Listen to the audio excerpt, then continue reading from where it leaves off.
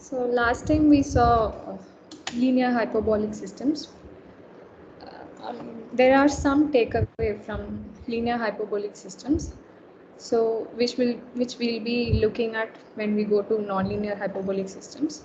So in a linear system, we had a constant matrix over here.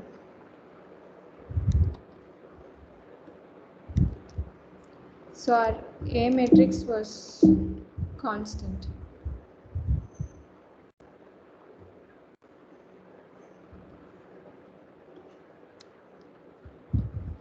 So yeah, this matrix was a constant, and when we said that the system was strictly hyperbolic, it meant that we had real and distinct eigenvalues and linearly independent eigenvectors.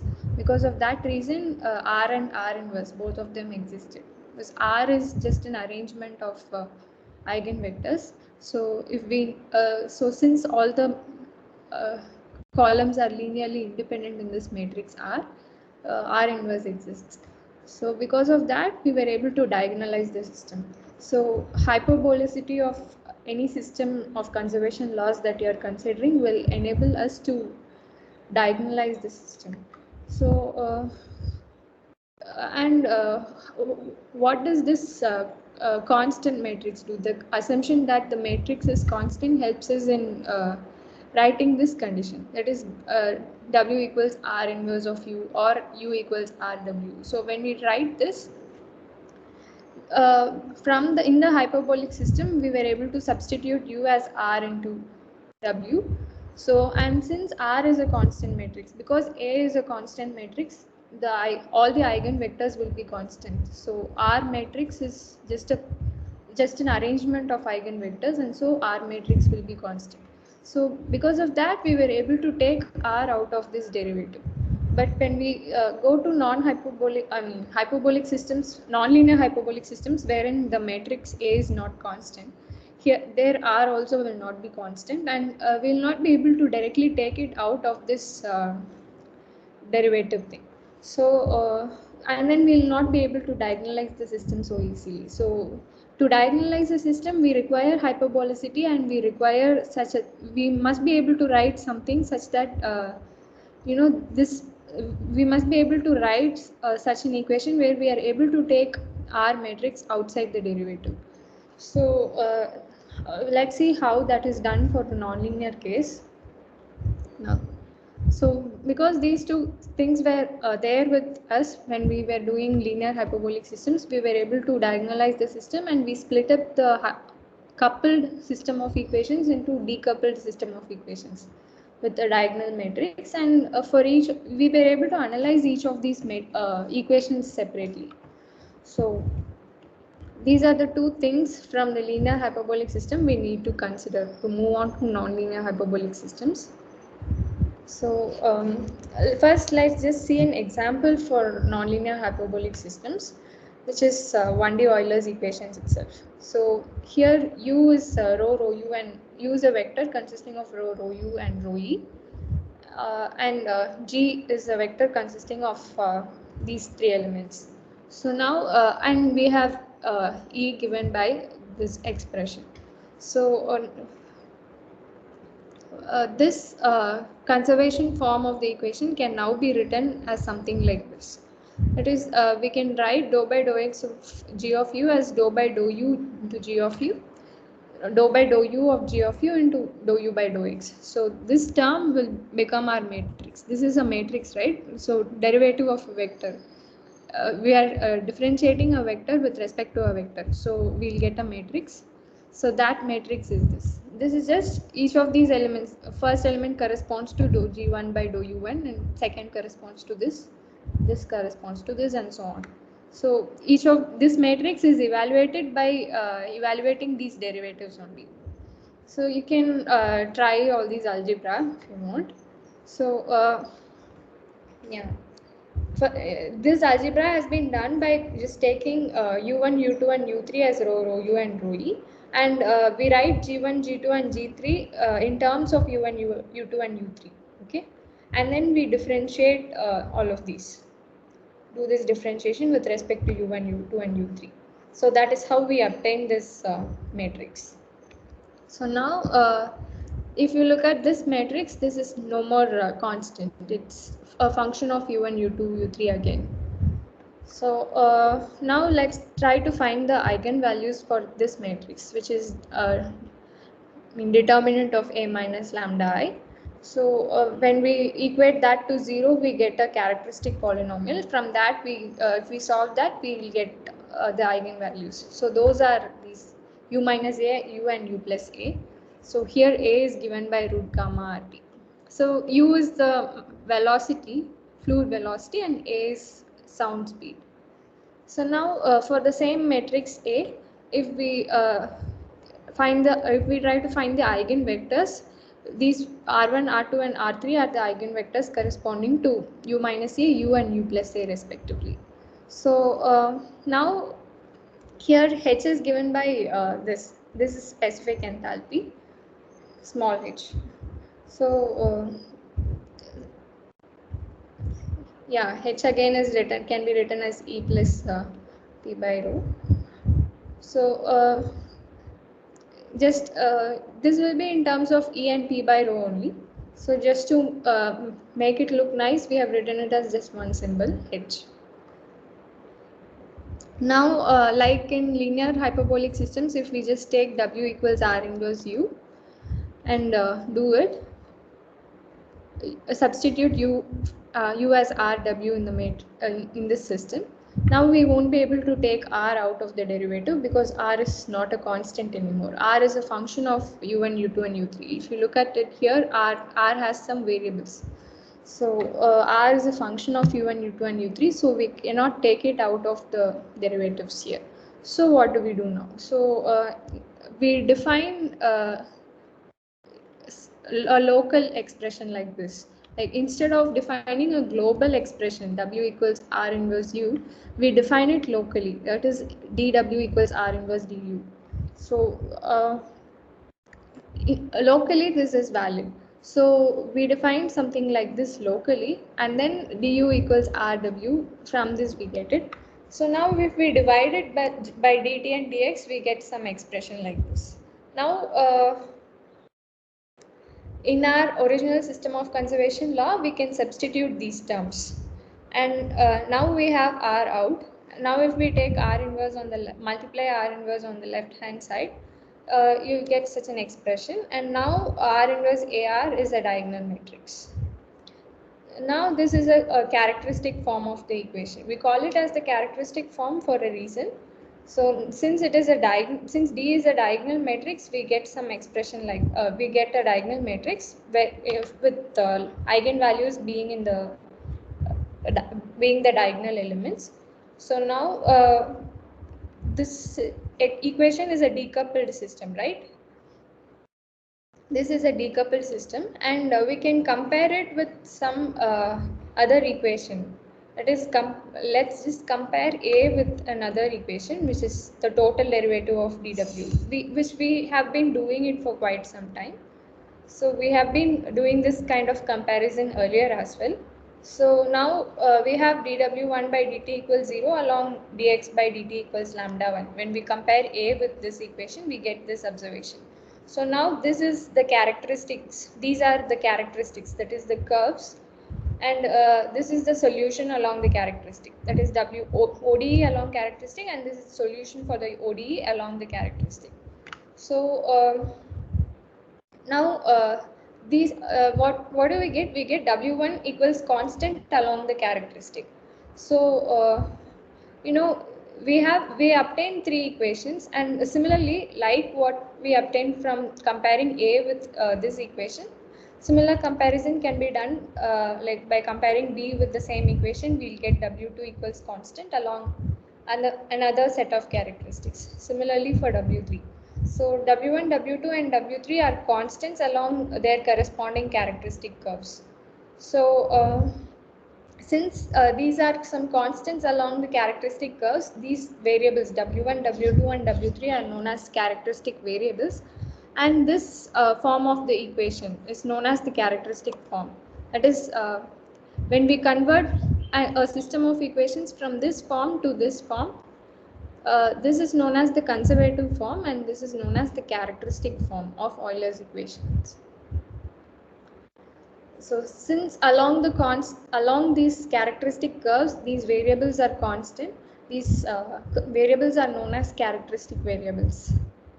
And they are traveling with wave speeds lambda 1, lambda 2 and lambda 3 respectively. That is along these lambda 1, lambda 2 and lambda 3, they represent the characteristic curves, right? Because dx by dt equals lambda 1 and the characteristic curve will be some x minus lambda 1 t into lambda 1 t plus constant. So it's just x equals lambda 1 t plus constant, right? So it's going to be some straight line. So along that straight line, your W1 is going to be constant. So W1 is actually traveling with, we saw that this is similar to the traveling wave equation that we saw, right? We have done it some time back.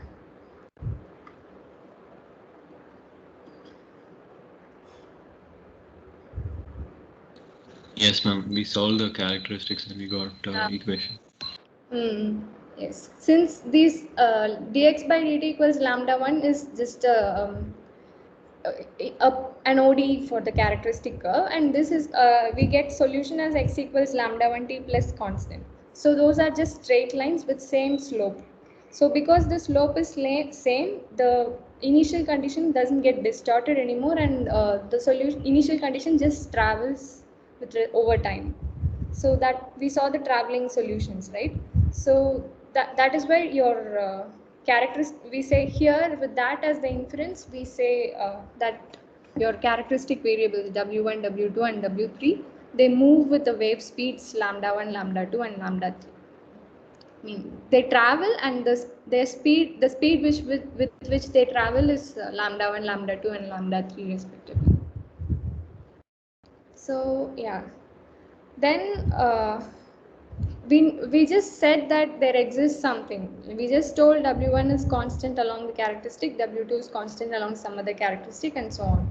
Now from you, like, we can solve this system easily now, because these are just linear convection equations. So we can solve them, and from this W1, W2, W3, we need to find our original variables. That is in U vector we had rho U and rho E, right? We are actually solving for these. Otherwise the primitive variables rho U and P or T, whatever. I mean, we'll look at it later.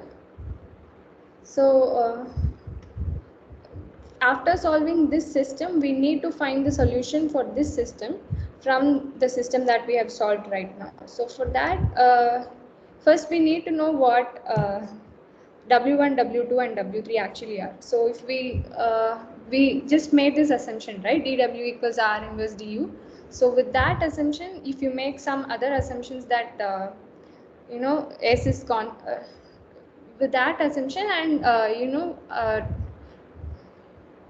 so if this is T and this is X, we'll have some okay, lambda 1, this corresponds to lambda 2, lambda 3. So each of them will have a different field. So lambda 1 will be like there will be some solution over here and some solution. We'll have some solution over here and some in this region.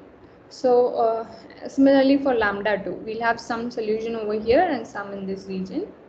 And this for lambda 3, the same thing happens. We have this kind of separation.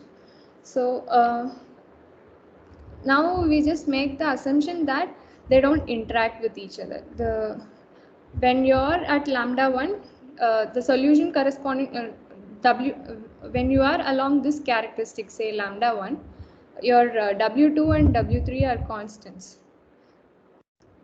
And also you assume in everywhere you assume W2 and W3 are constants to find the solution for lambda 1, because this is a non-linear system. So when you try to find the solution for W1 corresponding to lambda 1, you first make an assumption that W2 and W3 are constants. So while solving for W1, you make an assumption that W2 and W3 are constants, and then if even after making that assumption, along the lambda 1, along this line, along this characteristic curve, we know that W1 is also constant. So along this curve, everything is constant, and if in other places, W2 and W3 are constants, and W1 is a variable. So with that assumption, you solve for W1. Similarly, when moving to W2, you make an assumption that W1 and W3 are constants everywhere, and you solve for W2. So when you solve for W2, along the characteristic curve corresponding to W2, your W2 will be constant, and in other places W2 will be a variable. With this assumption, you go on solving. This is called simple waves assumption. We'll be looking at it in detail in further classes. Right now, this is just a gist of it. So with all those assumptions and from this equation, we'll be able, if we solve this equation, then we'll be able to find the variables, that is W1 as U minus 2A by gamma minus 1, and W2 as S, entropy itself, and W3 as U plus 2A by gamma minus 1. So if we solve this equation,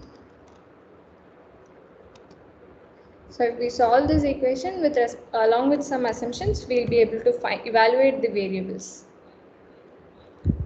So now, after evaluating the variables, we get to, we know what W1, W2 and W3 are, and we also know what lambda 1, lambda 2 and lambda 3 are. So we just try to expand it simply. So this is the expanded form of the equations. Now if you look at these equations, lambda 1 is U minus A, okay, and W1 is U minus 2A by gamma minus 1. We have it over here. So if you look at it, this equation is non-linear because we have U minus A and we have some terms U and A here. So it's a non-linear equation. But when you look at the second equation, here W2 is S and lambda 2 is U.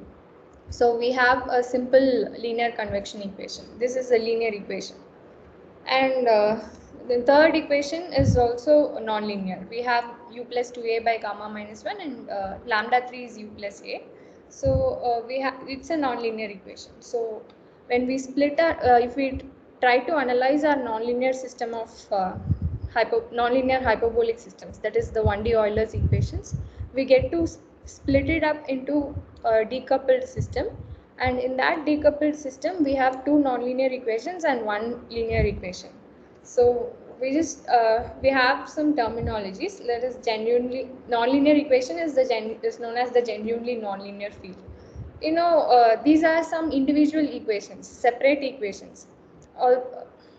They were coupled initially, but now we underwent this decoupling. This matrix turned out to be a diagonal matrix. Now these are independent equations. Although there are same variables, they are although physically they are same, they are coupled, which means they have the same variables over here, but mathematically they are right now decoupled. So we can analyze each of them separately. So if we this is like all of these are the same, like scalar conservation laws. All of them can be analyzed with the principles that we studied using scalar conservation laws. But this one is a simple linear equation, but other two are nonlinear equations. For these two, we need to use the principles that we studied when we did nonlinear scalar conservation law, like Inviside-Burgess equation. For this one, we can use the principle of simple linear advection equation itself. So that, and then we'll have to sum them all up. So I'll give you more detail on why it's called as field and all, because they are all separate. So first equation can be solved separately, and first equation itself has a solution in the whole Tx plane, and that is one field. Then the second equation has another solution in the Tx plane. So that is another field. So third equation similarly has a separate set of solutions. So you combine all of them to get the full solution for your system. That is why it's called as field. So you just add up all these fields and then you find the solution for your full systems. So first is a genuinely nonlinear field, and this one is the linearly degenerate field. I mean, the first two will help us studying shock and expansion waves. In the when if we saw for the scalar conservation law, the scalar case, that a nonlinear equation was giving us shock and expansion waves, but a linear equation did not give us anything. We only saw traveling wave solutions for linear cases. So here we will see the formation of contact discontinuity and all with a linear equation again. So any doubts?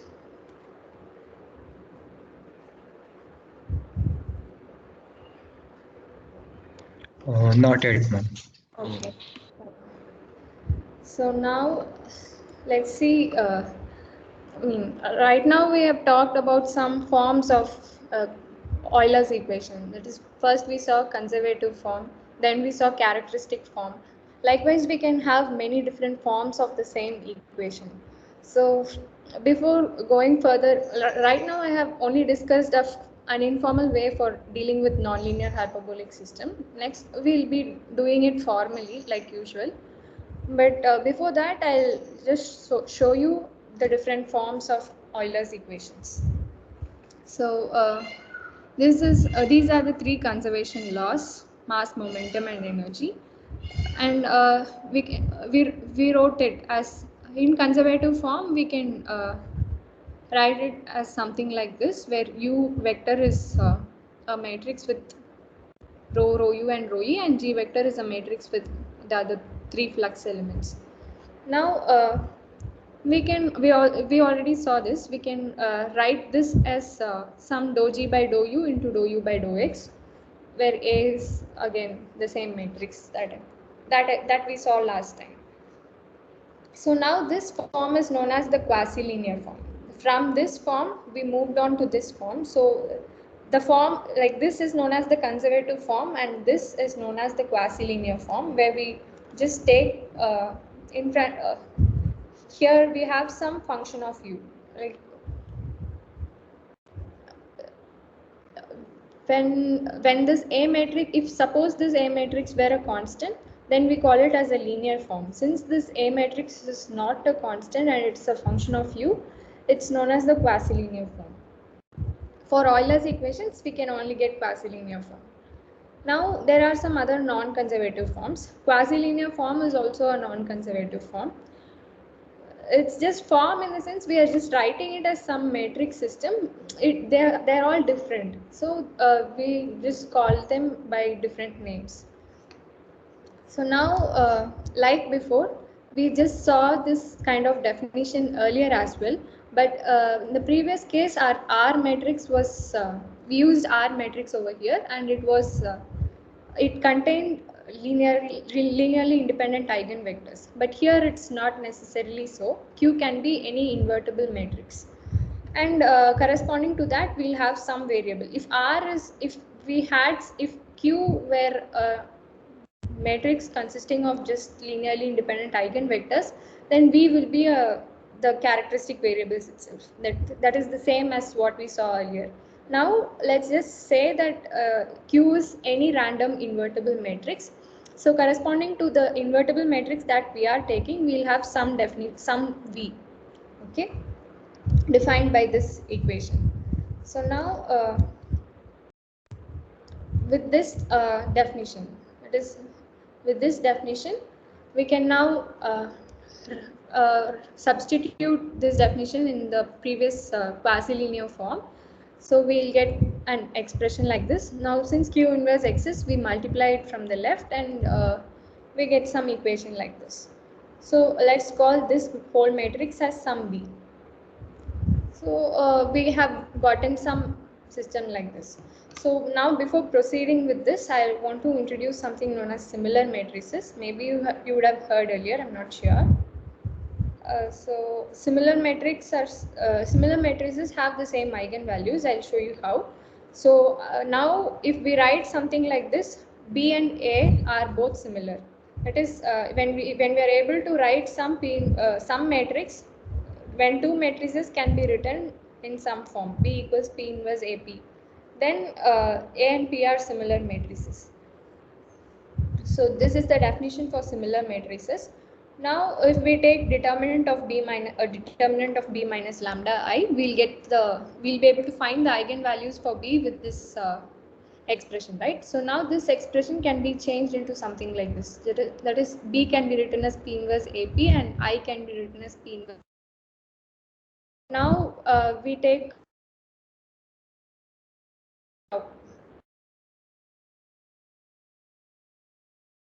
P also some expression like this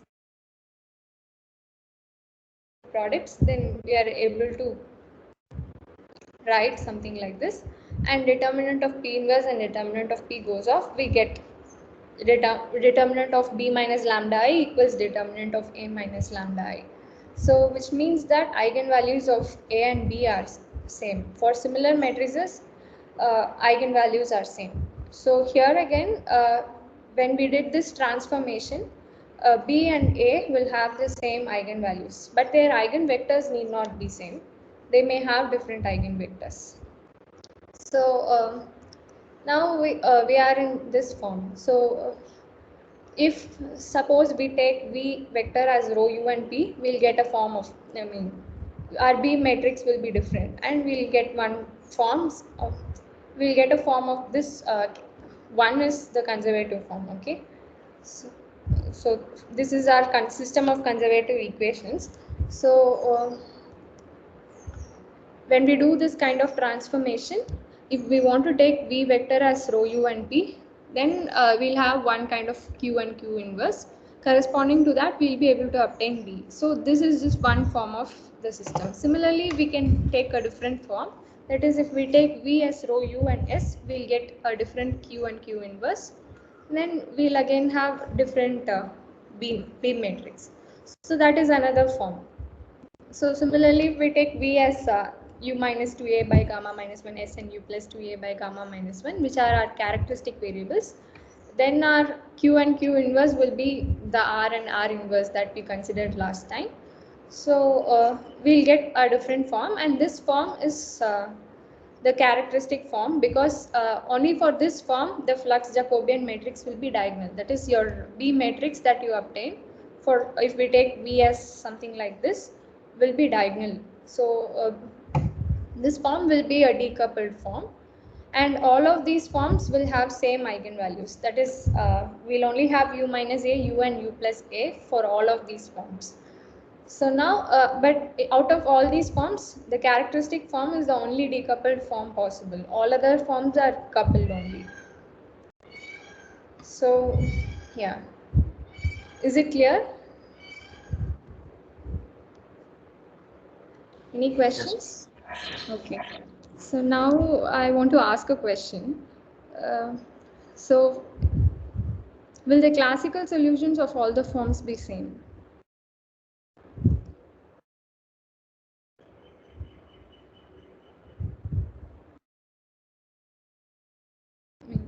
Will the classical solutions of different forms that we are considering will be same?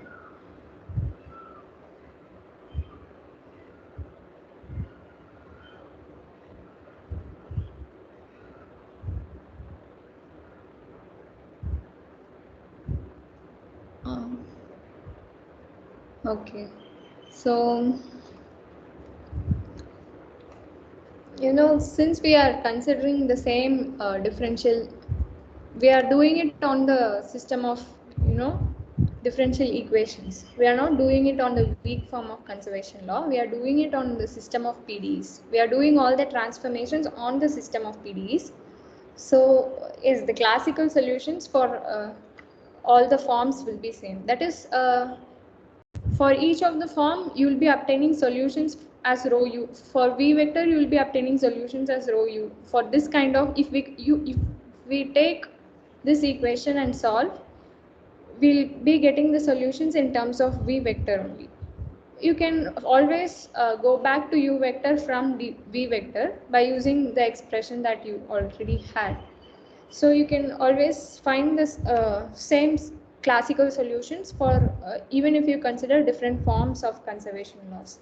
But you cannot have the same weak solutions because all of these, because we are not doing all this transformation on the weak form of conservation laws. We are doing this transformation business on this PDEs only. So the classical solutions will be same, but weak solutions need not be same. So at the regions of discontinuities, like in the region of discontinuity alone, your uh, your physical solution corresponding to in the region of discontinuity, your physical solution is also a weak solution. But in smooth regions, your physical solution is a classical solution only. So even with even doing even after solving the problem in a transformed form, your solution will be the same in smooth regions. That is, you'll have the same classical solutions. But in the regions of discontinuities, wherein your physical solution is a weak solution, uh, the physical solution you get for this system in terms of U will be different from the physical solution that you get in terms of V. So at the regions of discontinuities, you cannot use this transformation. So you can use these transformations only in smooth regions because we are doing it on the system of PDEs. So wherever it's convenient for us, because even for finding the eigenvalues, it's not easy to find the eigenvalues for this matrix A of U. It's too much of algebra. But if you transform it in terms of probably rho UP, if you do this transformation, then finding the eigenvalues is quite easy. So, just to make the algebra simple, we require these transformations, and also we can use these transformations to find the classical solutions, but not weak solutions. That is, we cannot even find physical solutions in the regions of discontinuities using this transformation. So now let's move on to a formal way of doing the same thing. Right now we have seen, for the nonlinear hyperbolic systems, we just had two things. That is, first, strict hyperbolicity, that is for which lambdas were distinct, and eigenvalues were eigenvectors were all linearly independent. Next is we had some transformation, dw equals r inverse du, local transformation. This definition is only valid locally. So with these we had these two things when we were looking at informally. Now let's just look at it formally. This is something that is followed in Godlewski and Raviat book.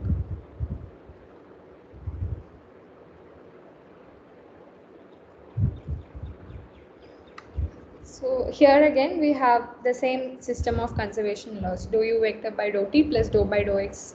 Here the flux vector is written as f vector of u equals 0, and x and t take the variables. X belongs to real numbers and t belongs to positive real numbers. Now, and u vector, like we saw it initially only for Euler's system. Now let us look at it in general for any general system of conservation laws. So here u vector is just u1, u2 up to up, where p is the number of equations in the system. And f vector is f1 of u, f2 of u, and so on. Now here again we take the same assumption, that is, we assume that the system is strictly hyperbolic, and like before, we are able to do this differentiation, like a of u, a matrix. This is dou fi by dou uj. This is simply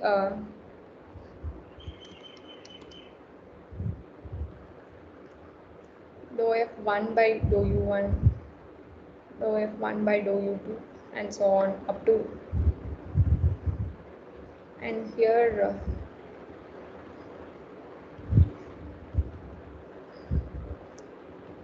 This is that matrix A. Now this matrix has p distinct real eigenvalues. That is what is the assumption of strict hyperbolicity, right? It has p distinct real eigenvalues. Because they are distinct, we are able to order them and put a less than symbol for each of them, between each of them. Like because they are distinct, we are able to make this ordering. Then for each of the eigenvalues, we'll have both right and left eigenvectors. This is the right eigenvector problem, and this is the expression for left eigenvector problem. Then since the eigenvalues are distinct, we also have this thing, that is dot product of L and R, that is left and right eigenvectors, is actually delta ij. I mean, I've written k not equal to j, that's fine. So when the eigenvalues are different,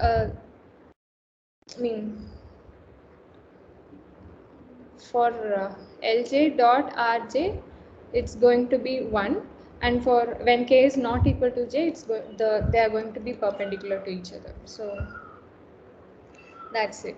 So from the assumption of strict hyperbolicity, we have some inferences. So these are those. So now we have made this assumption. Now let's just define what we saw: genuinely nonlinear and linearly degenerate fields, right?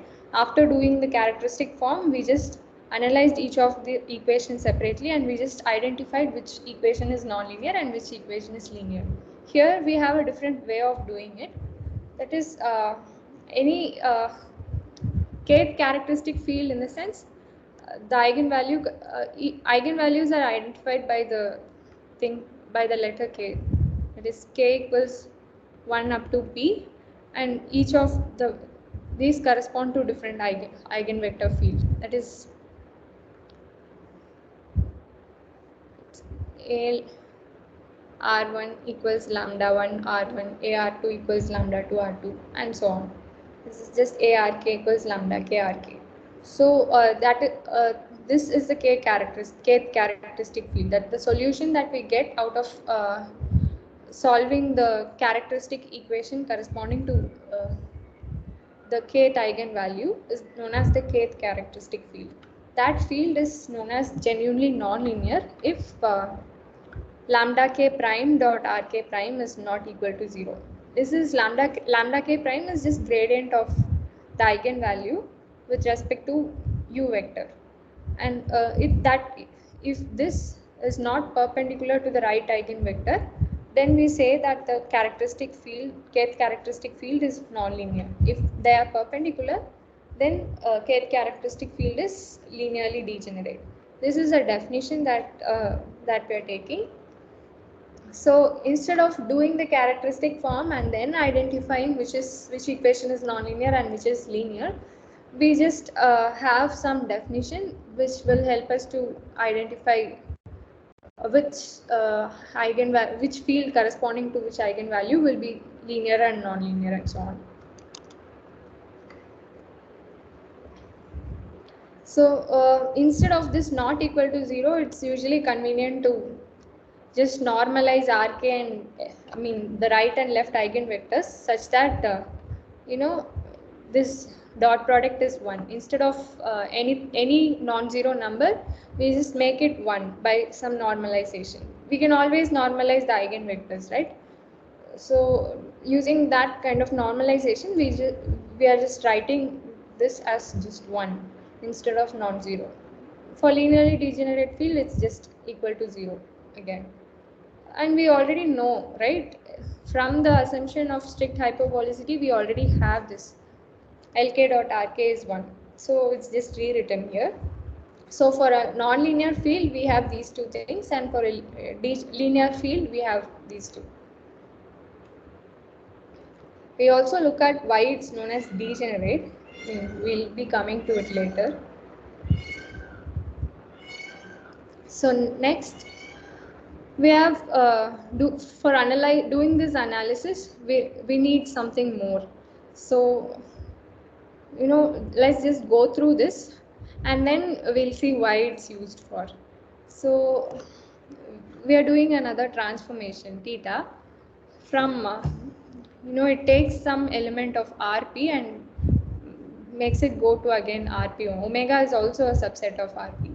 It is omega, U vector belongs to omega, which is a subset. Omega is a subset of RP, and this is var theta. Theta takes an element of var theta. Var theta again is a subset of RP. So they may be different subsets. In RP, they may be different subsets, or they may have an overlap. This is var theta and this is omega. So theta takes an element from here and makes it go to omega. So that is your theta function. So theta vector of v vector.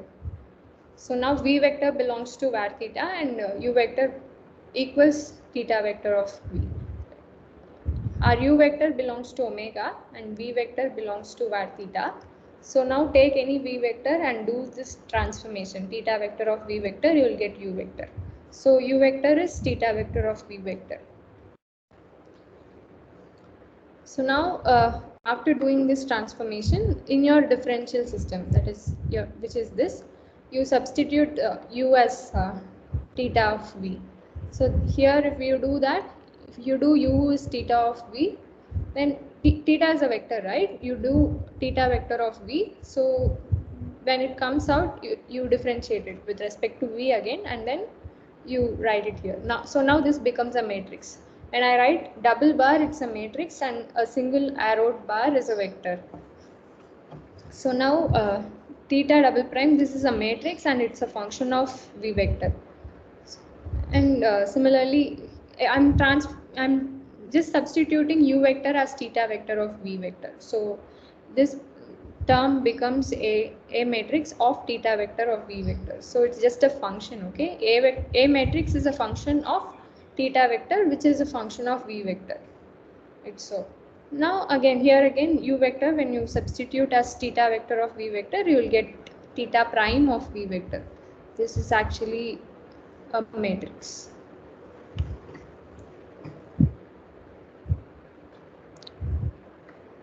Okay, theta is a vector and v is a vector, and when you differentiate theta with respect to v, you will get a matrix like theta 1, dou theta 1 by dou v1, dou theta 1 by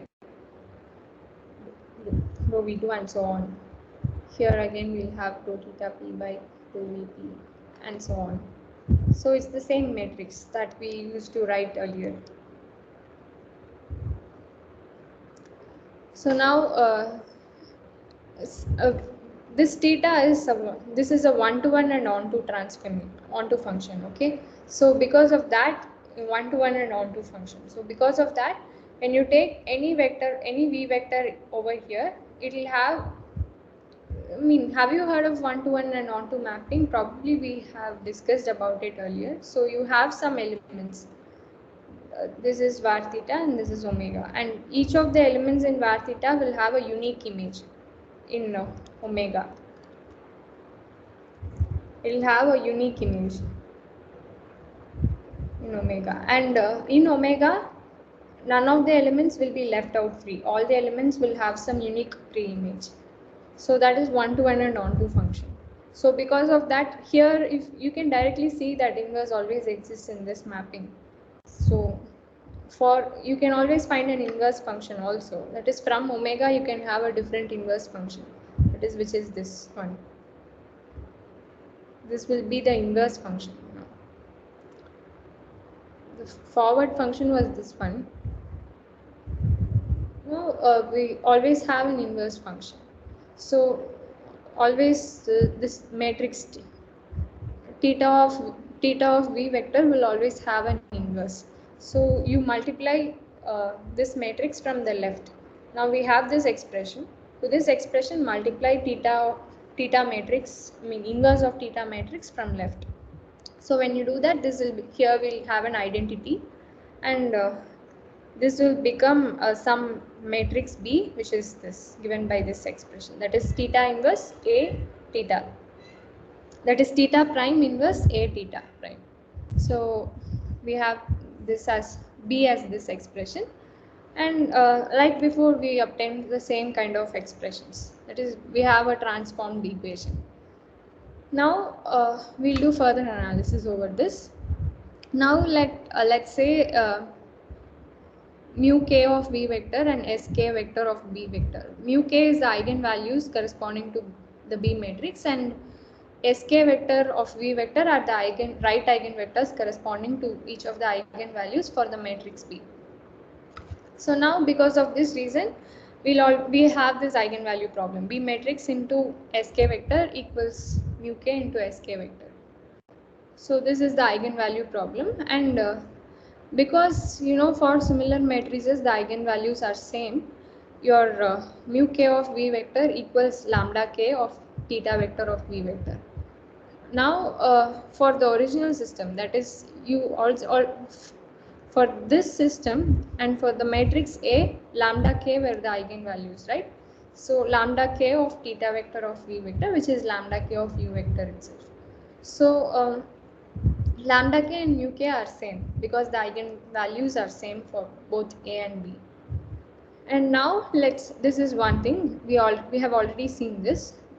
Now these are now some important things are coming up. That is when you multiply this matrix theta prime with the right eigenvectors of B, you get the right eigenvectors of A. So this is one thing. Let's just take this, consider that this is true, and then we'll show that it's in fact true. For showing that this thing is true, let's just say consider this B into sk vector. This is the eigenvalue problem, right? B matrix into B matrix multiplied by the right eigenvectors of B matrix itself. So this is the eigenvalue problem. For this, let's prove that if we take this assumption, we'll end up showing that B into sk vector is mu k into sk vector. That is eigenvalues of B into eigenvectors of B. So if we use this in showing that the eigenvalue problem is true, that is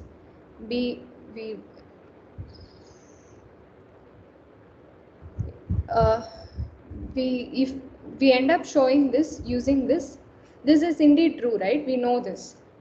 So if we use this to show that this is true, then this is also true, right? So now for this eigen B into sk vector, I'm sorry, this is sk. So this is the eigenvalue problem. This always is true. So to show that this is true, we are using this expression. So then it means that this expression is true. I mean, if this comes out to be true with the help of this expression, then this expression is true. So we are only trying to prove that. So for that, let's just take the left hand side of this expression, that is B into sk, which is here we are substituting B, that is we already know B is theta prime into A into theta prime, right? So we are substituting that over here, and then we are using this expression, that is theta prime into sk is rk. So we are just substituting that over here. Now this is the eigenvalue problem, A into rk. I mean, we know rk is the right eigenvector for A, which means this gives lambda k into rk. So now this is just a scalar value. So now so we can take it to any side. So this has come front, and we are multiplying this. We are doing this. This matrix gets multiplied with this vector. So we have something like this now. So if you look at this equation, from this equation we can infer this, right? Sk vector equals theta prime into rk vector. So that is what we have here. The right hand side is here. Fine. Theta prime inverse. So the right hand side is here. So we are substituting sk over here, and we have something like lambda k into sk. So already we have shown that mu k equals lambda k because A and B are similar matrices. So this becomes mu k into sk. So now we have obtained that B into sk equals mu k into sk. That is, we have obtained an eigenvalue problem for the matrix B by using this assumption. So this assumption is indeed true. So what are we taking from this? The first is eigenvalues of similar matrices are same.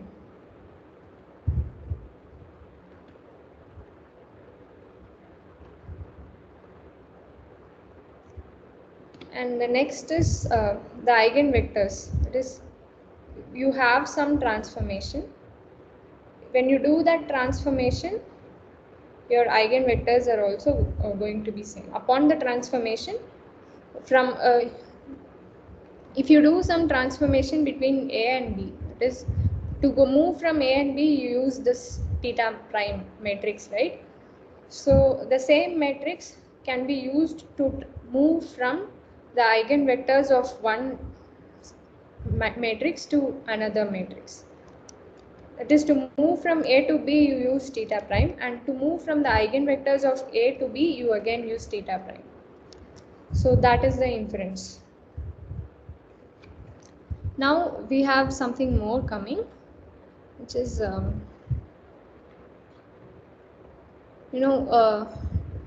to identify. Previously we had this definition, right, for saying genuinely nonlinear and linearly degenerate field.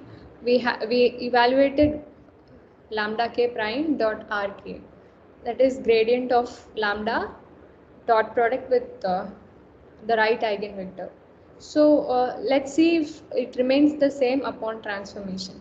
That is, even after transforming your systems, your equation should correspond to the same thing, because after transformation, it's not of any use if your nonlinear field becomes a linearly degenerate field. So you always want the properties also to remain the same after transformation. So you're just going to check whether those will remain the same. That is lambda k prime dot rk. So if you transform it, for the matrix B, your mu k's are eigenvalues and sk's are right eigenvectors. So you take the gradient of your eigenvalues, that is mu k prime dot sk. Now if you do that, this becomes mu k equals lambda k. So it becomes lambda k prime of theta of v dot theta double prime of v dot sk. Mean you have kept sk as such. So I have written it over here. So lambda k is mu k, right? Lambda k of theta of v is mu k of v. Now you differentiate the whole equation with respect to v. So that becomes mu k prime of v equals lambda k prime of theta of v. That is, first you differentiate lambda k with respect to theta, and then you differentiate theta with respect to v. So by chain rule you get something like this. So mu k prime equals lambda k prime dot theta prime. So that is written over here, and you have sk over here. Now previously, from what we got earlier, that is theta prime dot sk equals rk. So we use it over here. That is, we have theta prime dot sk over here. So we substitute it as rk, and we get lambda k prime dot rk. So now what do we infer? Mu k prime dot sk equals lambda k prime dot rk. So even after transformation, the dot product of gradient of eigenvalues and right eigenvectors is going to remain the same. So that's what we infer from this. So your notion of genuinely nonlinear fields and linearly degenerate fields, they do not change upon transformation of the system from one form to another, actually. Yeah. So these are certain takeaways. That is, your third one is, upon transformation, your mu k prime dot sk equals lambda k prime dot rk. So this is the third inference. So we did all this thing. We used theta to just infer all so many things. So this is a formal way of inferring certain things. Now let's just look at the gas dynamics Euler's equations, 1D Euler's equations. So the same system with the same specific total energy equals E equals E plus, this is internal energy and this is total energy. This is specific total energy actually. This is internal and this is kinetic. And P by some equation of state, you can write P as some function of rho and E. So now this system can be written in some non-conservative form. So which is this. That is, I'm just in each of these terms. In the first term, you have dou rho by dou t plus dou by dou x of rho u. So I'm just splitting it up as u dou rho by dou x plus rho dou u by dou x. In the second equation again, from the second equation you will have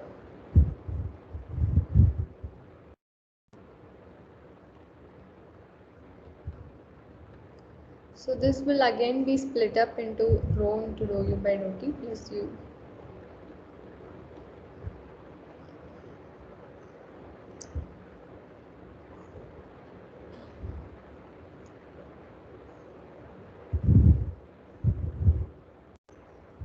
Let me just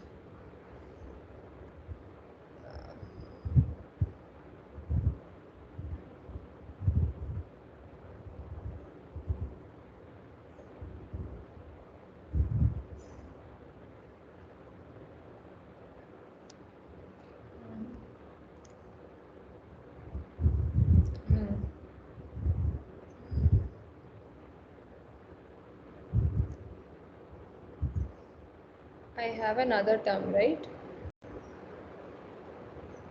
I'm not sure.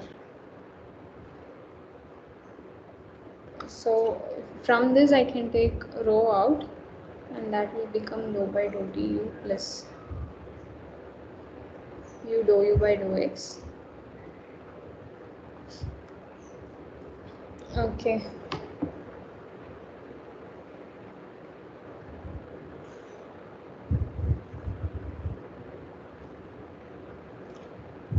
So this will first be dou by dou x.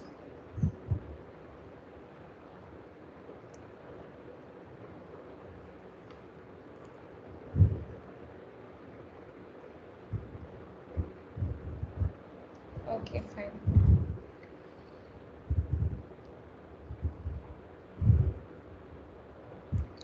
I'm sorry, this one is dou rho by dou t. So you obtain this equation out of the same.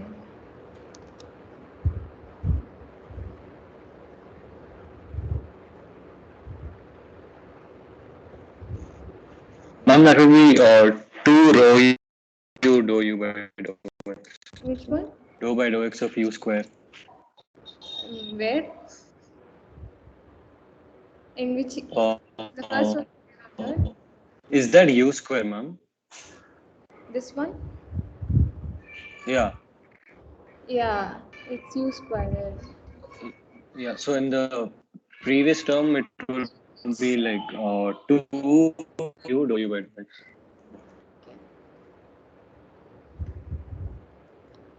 So here I'll have a 2. Let me just keep it separately. Plus rho u. So now this is 0 actually. Right, from the mass conservation equation. Sorry sir, this is not 0. This will be minus u dou rho by dou x. This term. Right? From this first equation.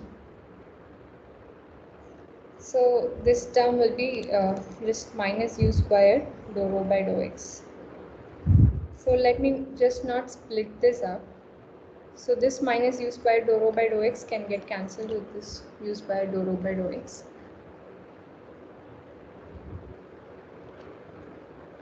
So now what I have is this one.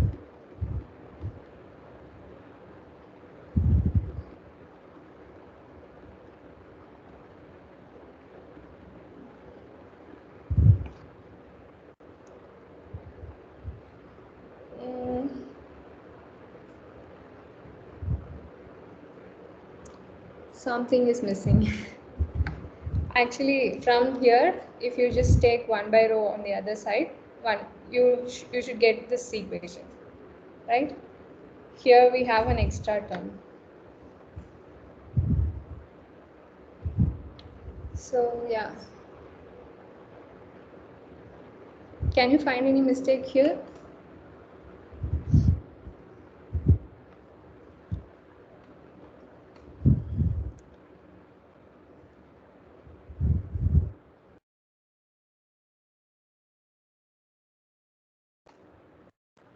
So yeah, the thing is, the idea is, you expand this equation, you expand this full equation, and then you will have a form such that you get to substitute this mass conservation equation there, and you get back, and the rest of the terms become your next equation.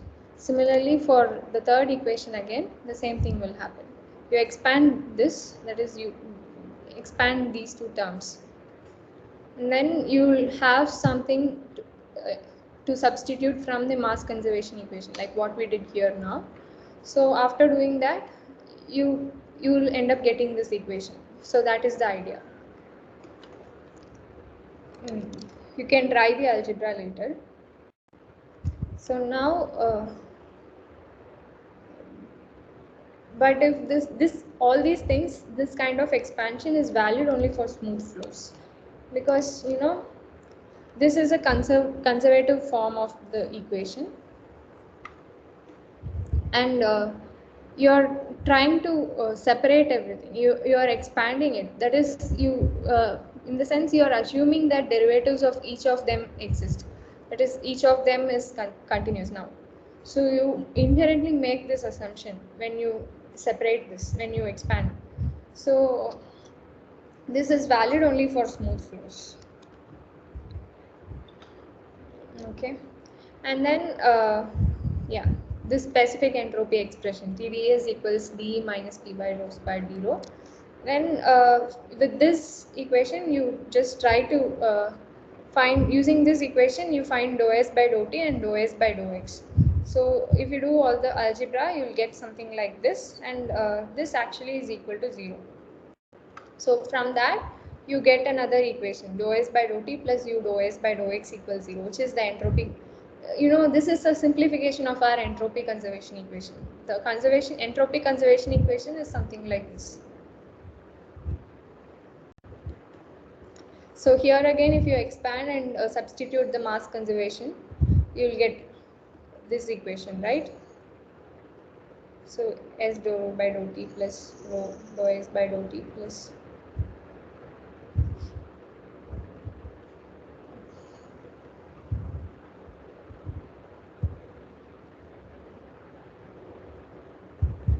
so yeah.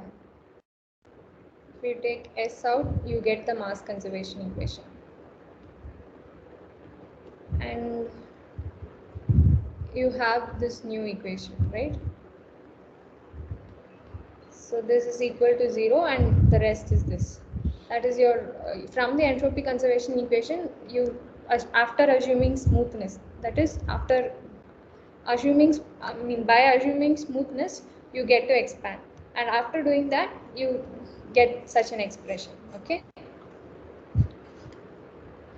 Now, yeah, this is your this is the full problem, okay? This is your conservation law, that the system of full conservation equations. By assuming smoothness, you transformed it to another system in different variables. This system is now in the variables rho, u and e. Now you do another mapping. That is, previously we saw mapping, right? Theta. You transform with by using theta, you get to transform V into U, right? So now this is your V and this is our U. This function is smooth and one-to-one. For this, we have this Jacobian matrix, which is theta prime. So now,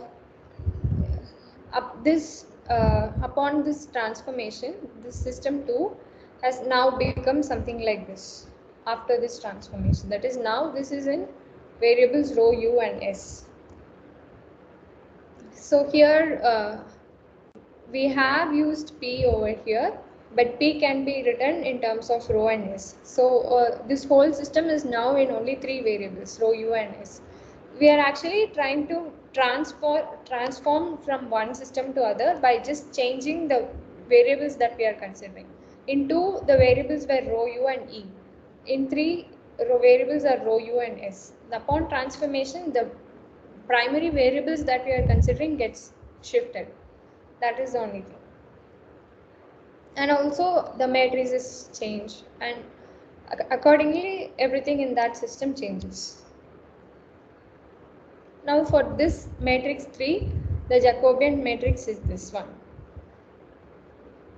I mean, are you getting, is there any doubt? I mean, previously we saw, right, how to, upon transformation we obtained some Jacobian matrix. This is our Jacobian. Yes, ma'am. So, and right now I'm just writing down the Jacobian matrices for each of the new systems. I'm not doing all the in-between processes. So for this new system, this is the Jacobian matrix. And for all of these transformed systems, your eigenvalues are same. So I told, right? So again for this Jacobian matrix, you can do this, you can evaluate the eigenvalues by writing the characteristic equation. So it's found to be same.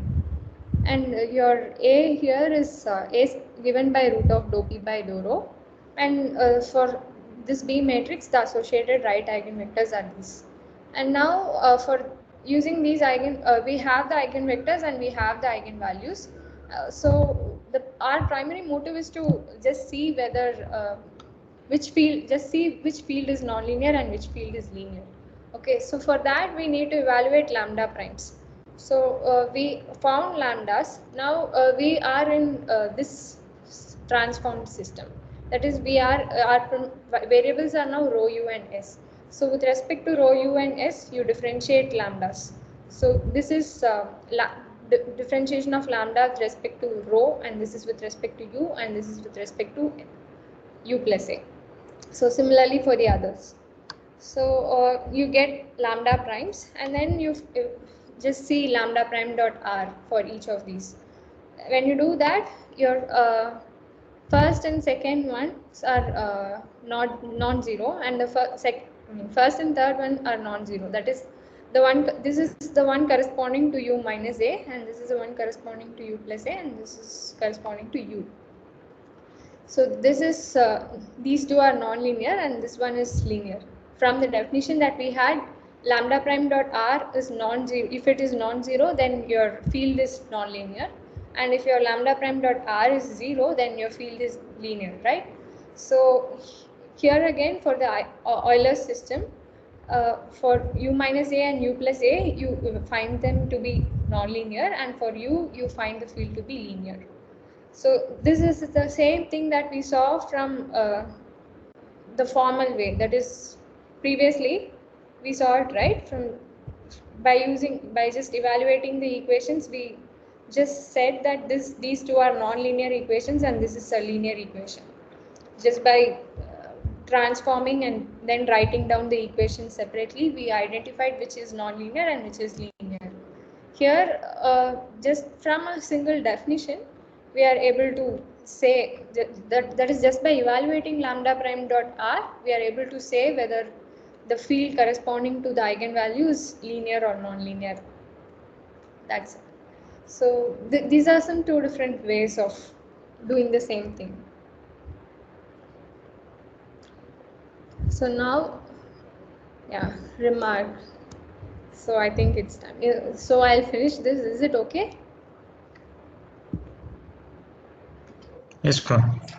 Okay. So for the matrix B, we saw the matrix B, right? So for the eigenvalue, after transforming your system 1 into a system consisting of variables rho, u and s alone, your Jacobian matrix was this one. So for that matrix, if we want to diagonalize it, what will be the associated right eigenvectors, and you need to find the right eigenvectors for matrix B in order to diagonalize it. So a T matrix is that matrix which is just an arrangement of the right eigenvectors of B, and then you take T inverse, that is you just invert it, then your rows of T inverse will be left eigenvectors. Okay, I've written it as L1 transpose, L2 transpose and L3 transpose. So T inverse is actually this matrix. Now, if you do T inverse BT, you will get this diagonal matrix consisting of U minus A, U and U plus A. Also, yeah, you can, instead of, if you suppose take R3 over here and R1 over here, you will have U plus A, U and U minus A instead of U minus A, U and U plus A. The arrangement in the diagonal matrix will also change. So, yeah, this is one thing that I wanted to say, that is upon transformation for different eigenvalues, upon transformation for different matrices, different Jacobian matrices, you will have the same eigenvalues. So this is something to show that. Next is we did two kind of, in the formal way we took this assumption, right? dW equals R inverse du. In the informal way, we just said that we did not, the first case, that is, this is something that we saw first. Next, what did we do? We did not see any equivalent for this in the formal case as of now. So let's see that. Because, okay, after finishing, I'll let you know that. So the same thing, instead of R inverse, it's T inverse over here. Okay, for the matrix B, we have written T inverse and the variables are rho, U and S. Here, when we do W1, W2 and W3 are the same. Okay, same in the sense W1 is U minus 2A by gamma minus 1. This is S and this is U plus 2A by gamma minus 1. So there in the previously U vector was different. Okay, this U vector was rho, U and rho E. And R inverse was the eigenvectors R consisted of the eigenvectors of the flux Jacobian matrix A. Here the variables are different, rho, U and S, and so T is the eigenvectors corresponding, T consists of the eigenvectors of B and not A. Okay, so they are different, but upon doing the same thing you get the same characteristic variables, that is R inverse du and T inverse dV. Let me call this as dV. Both give us the same dW. Okay, that is, between forms you can do this transformation. You can move from du to dV, that is dV can be anything, rho us or rho ut. W is this special thing, U minus 2, special thing which allows diagonalization.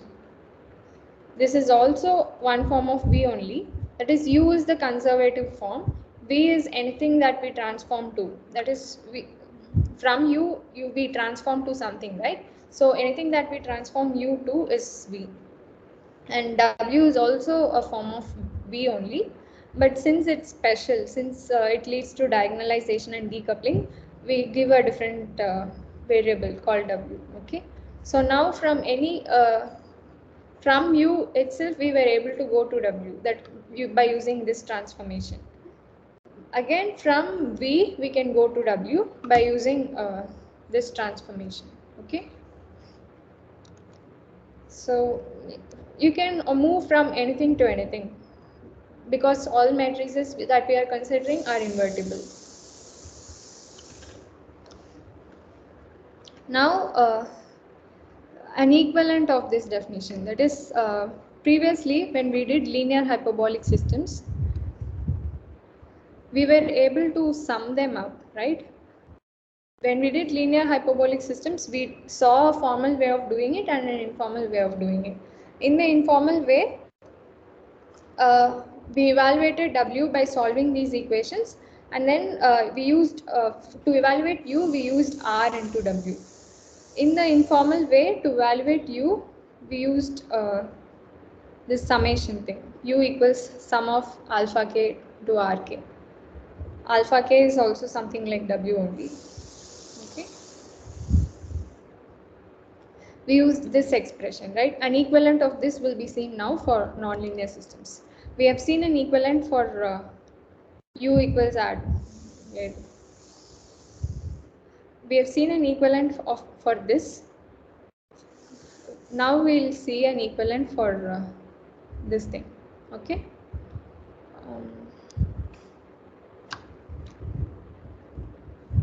So this is a local definition. That is,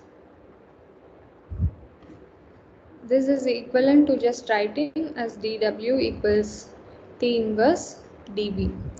Now I am writing this instead as W vector equals T inverse of V bar into V.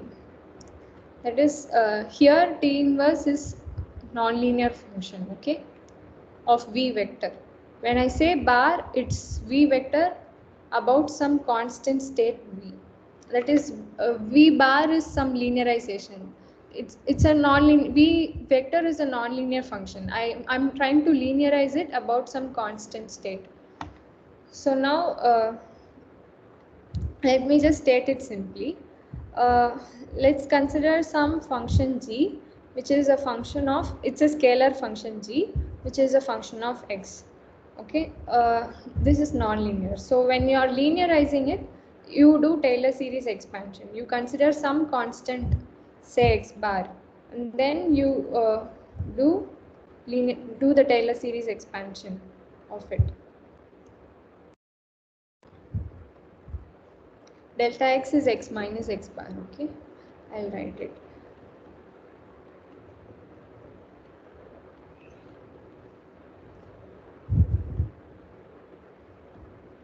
And so on. So any continuous function has any proper nice continuous function has a Taylor series expansion. I have done it only for scalar case here. So any this continuous function can now be expanded about this constant value of x bar. So about this x from so now your function, if it is something like this,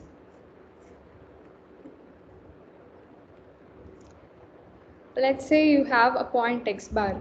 Now you will be able to see once you expand, if you consider only the first term, your this expansion is correct only for this point. But if you consider up to 2 terms, some locally up to some straight line, you'll have some correctness. Okay, you'll be able. This expansion will be small. You can, this will work fine.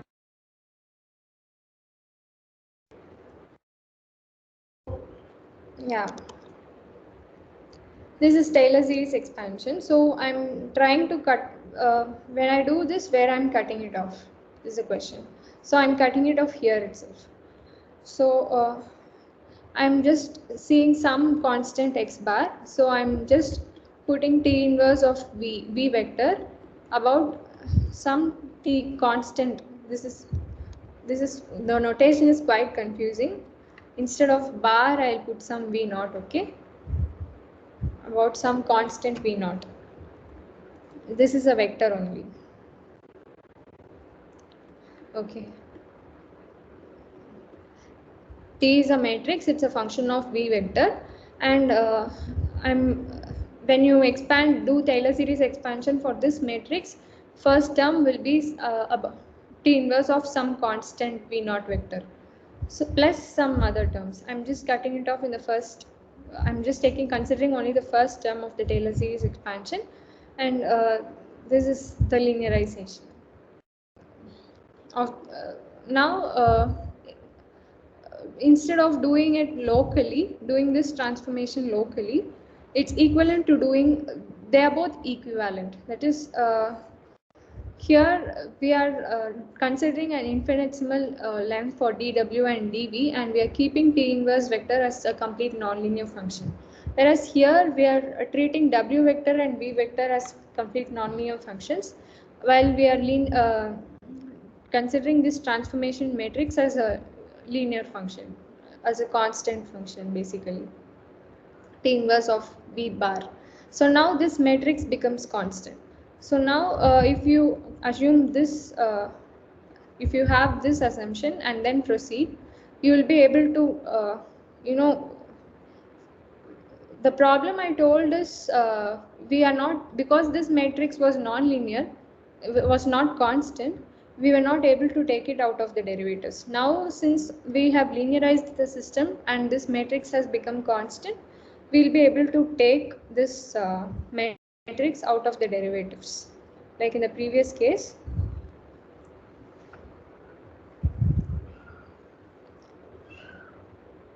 If we have something like this, now we'll be able to write V as T into V, dou by dou T of TV, and then we'll be able to take T outside, T dou by dou T of V. Now we can do T inverse and make it dou by dou T of V itself. So since T is constant, we can do this. Previously also we have locally we have done it locally previously. Now we are linearizing about some constant state in a formal way. So when we do that, here again, previously we had this summation of alpha k into rk, right, where alpha k is where lk transpose dot v vector. Now these are the characteristic variables. Alpha k's are equivalent to our w's actually. That those are lk transpose dot v, and from this expression, when you solve this, you will be able to evaluate these variables. And here, P is just expanded about the constant state V bar.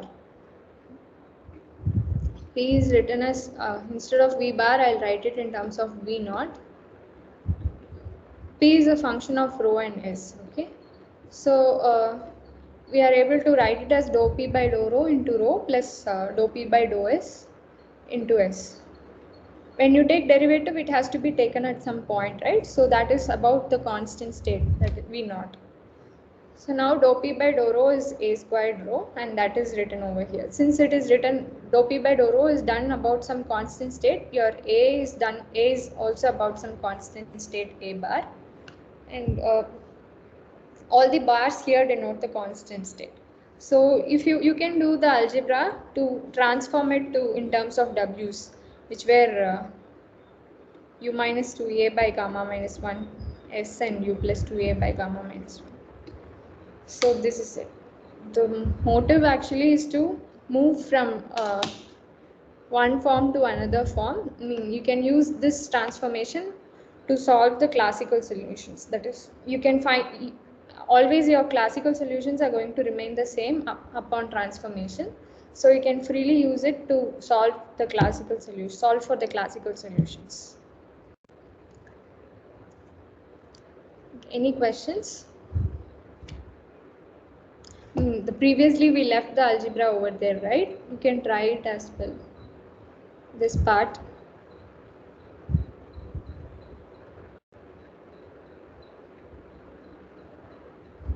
Not this one, this one.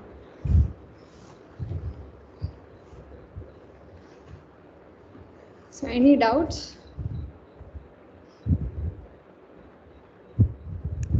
No, ma'am. Okay. So we'll stop it here. Is it understandable? Or any feedbacks?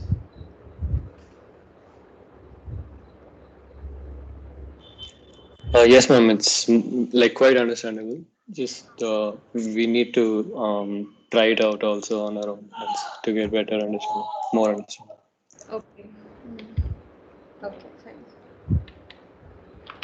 So yeah, we'll stop it here. And yeah.